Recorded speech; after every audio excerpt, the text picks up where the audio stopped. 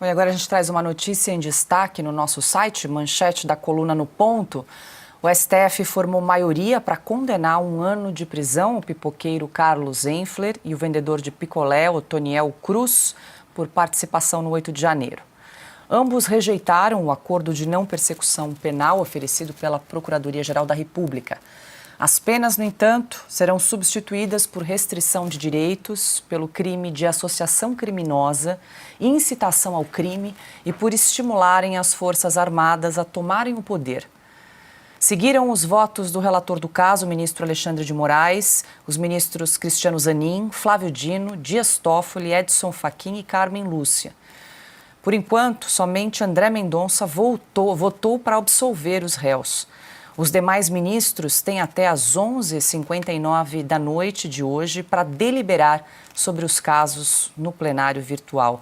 Augusto, a gente trouxe essa condenação aí do Carlos Enffler e também do Otoniel Cruz. Um vendia pipoca, o outro foi vender picolé no 8 de janeiro, agora já tem a maioria para condenação. É o que eu dizia no comentário anterior. À medida que você vai identificando cada um dos injustiçados, dos perseguidos pelo Supremo, aí por Alexandre de Moraes, com a conivência covarde de todos os outros, essa manifestação coletiva aí de hipocrisia, maldade, perversidade, a gente vai vendo duas coisas. Golpe é uma piada. E esses ministros só não são considerados ridículos, as decisões não são consideradas ridículas porque elas interferem em vidas. Em vidas. Esses dias aí de prisão não voltam. Esse tempo de cadeia não volta, não há o que recupere. Não há o que recupere. Uma das coisas mais terríveis da prisão é você não ter tempo, você não poder fazer a contagem regressiva. É menos angustiante você ter uma pena definida e você, menos um dia, do que você ficar no escuro, completamente sem referências, porque você não sabe o tempo de condenação. Até essa maldade foi imposta a essas pessoas. Agora, vamos percebendo que à medida em que se identifica a pessoa, o acusado, fica mais absurda a decisão. Quer dizer, eles iam atacar além do vendedor de algodão doce, identificamos um homem armado de sorvete e outro de pipoca.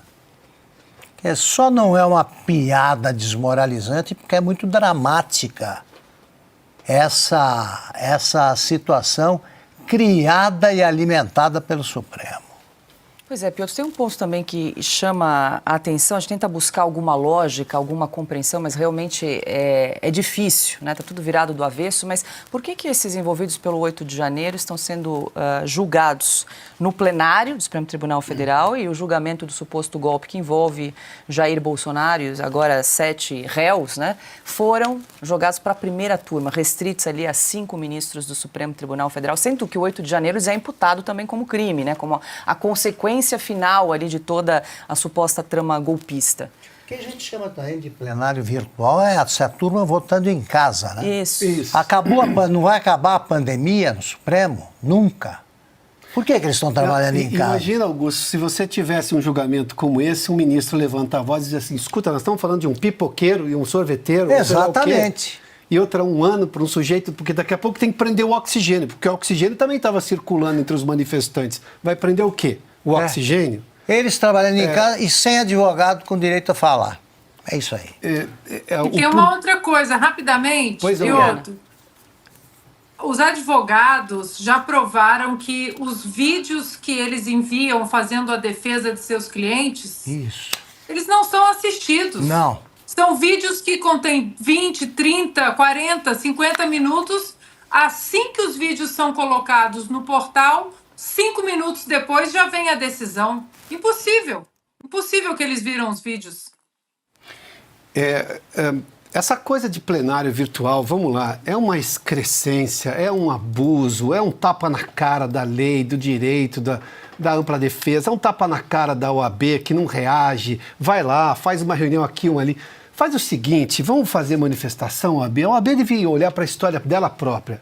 Eu não estou querendo ensinar nada o que a OAB tem que fazer. Ela só estou pedindo, olhe para a sua própria história. Vá lá e se entrelace e faça um cerco ao Congresso. Um cerco amistoso, mas sim, denunciando. Dizendo ao Congresso, vamos trazer novamente a Constituição. Ao Congresso, não, ao Supremo Tribunal Federal. Advogados, acho que os ministros supremos não vão temer os advogados. Mas, enfim, vamos fazer uma manifestação. Demonstra alguma coisa.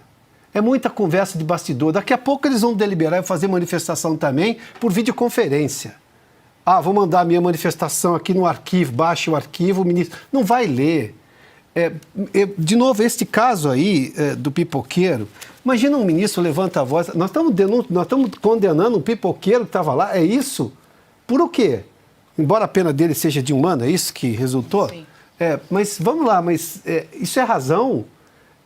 Então, de novo, essas instituições elas vão ficar num nível de relevância, e eu incluo o Congresso Nacional nisso, porque alguém vai precisar do Congresso Nacional depois, se ele continuar ajoelhado?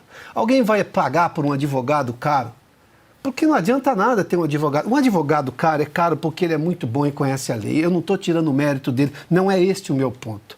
Um advogado muito preparado, muito bem preparado, é alguém que conhece os caminhos de como comprovar, por exemplo, a condição do réu dele, de que ele não é culpado, a inocência, ou, obviamente, reduzir as penas. Tudo bem, se está previsto na lei, ele sabe conduzir isso, porque é um estudioso, conhece a doutrina do direito. Agora, qual é a vantagem de você contratar um advogado caro se ele é ignorado, seja numa defesa como essa, por vídeo, né? Manda o vídeo, ou porque ele vai na primeira turma e a gente viu. Os advogados fizeram ali algumas das mais brilhantes apresentações que eu vi, defesas brilhantes, mas nada daquilo comove um Supremo que já está condicionado a condenar. Não, a admissibilidade ali daquela denúncia, você perguntaria se ia ser por 4 ou 5-0, foi de 5-0, mas esse é o ponto. E essa gente vai continuar o quê? Silente, achando que em algum momento lá na frente vai o quê? Vai descer o Espírito Santo e resolver? Não, não vai, gente. Isso aqui é uma decisão de pessoas. As pessoas precisam se mobilizar. E eu estou falando de gente que não pode alegar a ignorância do que está acontecendo. Todos esses advogados sabem o que está acontecendo. Todos esses congressistas sabem o que está acontecendo. Esses congressistas precisam se mexer. Quando a gente falou do Hugo Mota aqui, presidente da Câmara, pensa por um outro ponto de vista. Olha o privilégio que ele está tendo. Ele não tem 3 meses de mandato ainda. Ele tomou posse no começo de fevereiro. Nós estamos ainda no começo de abril. Ele não tem 3 meses. Ele tem a oportunidade, no começo de mandato, de marcar uma posição clara em defesa da democracia, da Constituição e do Congresso Nacional. Só admitindo o andamento do projeto de anistia. Depois ele dá o segundo passo, da defesa dos congressistas. Seria o maior fato histórico dos últimos tempos. Mas não. Por enquanto não, né?